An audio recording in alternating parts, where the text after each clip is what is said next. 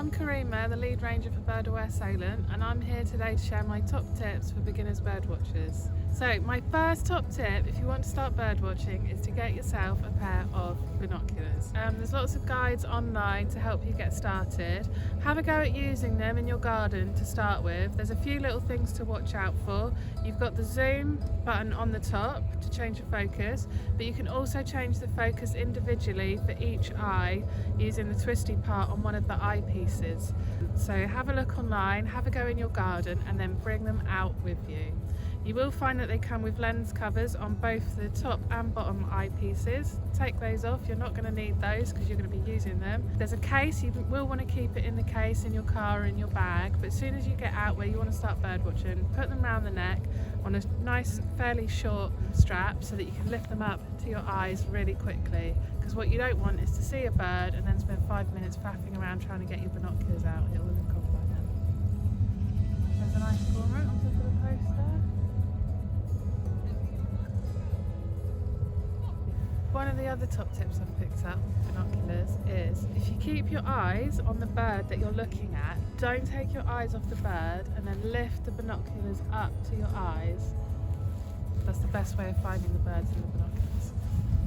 My next top tip is to be patient. Unless you're really lucky, you're unlikely to see a puffin or a kingfisher on your first venture out birdwatching. So just be patient and just observe whatever birds you see around you. Even just watching the pigeons can be a really good start for a beginner birdwatcher. Just observing their different colour markings and observing their behaviour and their habits. That's how you'll become more and more familiar with them. My next top tip is to scan all the different areas and horizons that you can see around you. So we've got the grassy area around us, so you might see little birds feeding in the grass, and just over here we've got some hedges and small trees, and then there's a field and the hedges over there, so you want to check all these different places. Behind we've got the houses, you could be looking up on the rooftops, and in the tops of some of the distant trees I can already see some crows over there from a distance. And on this side we've got the pebble shore, you could see different birds feeding in the seaweed on the shore, and then right along the water's edge you might see different birds feeding along the water's edge there. Then you've got the sea itself, and you want to be looking out on the water and scanning around as much as you can. Some of the birds on the water will actually dive under and then come back up again, so you want to have a bit of patience just to keep scanning the water.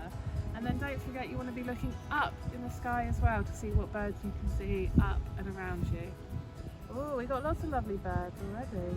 So I can see a curlew, 4 brent geese and a little egret just along the water's edge over this side. And down here along the water's edge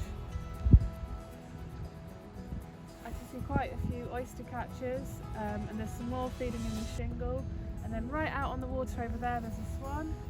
So it's useful to get used to describing where you're seeing a bird so you can point it out to others, or others might want to point out birds to you.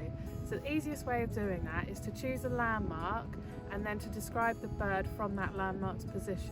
So you might want to say, you see the tall block of flats on the other side of the water there. If you come down directly, and it's about halfway between the water's edge and the island.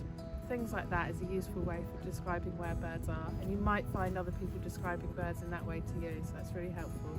My next top tip is to join a guided walk or a local group. If you look up, the RSPB has a lot of local groups, and there's lots of really experienced bird watchers that go on these walks that are really keen to share their knowledge with you. Obviously when you're starting out by yourself, it can be a little bit overwhelming trying to learn so many different new bird species by yourself. And of course at Birdwatching Salem we run a number of guided walks and virtual online talks. So why not have a look at the events section of our website and join us for our next walk or talk. My next top tip is to get yourself a good bird book. And it's really handy at this stage to try and find a book that just shows you the birds of Britain. You'll notice there's also a lot of books out there that show you the birds of Britain and Europe, but obviously it's covering such a bigger area, it's just going to bamboozle you with loads of species that you're not necessarily going to see. The Birdwatching Salem website is also a really good resource. We've got an About the Bird section, and it shows you all the birds you can see most days around the Salem coast. Thanks for watching. I hope you've enjoyed enjoyed my top tips for starting out as a bird watcher, do check out our website for more information and subscribe if you'd like to see more videos from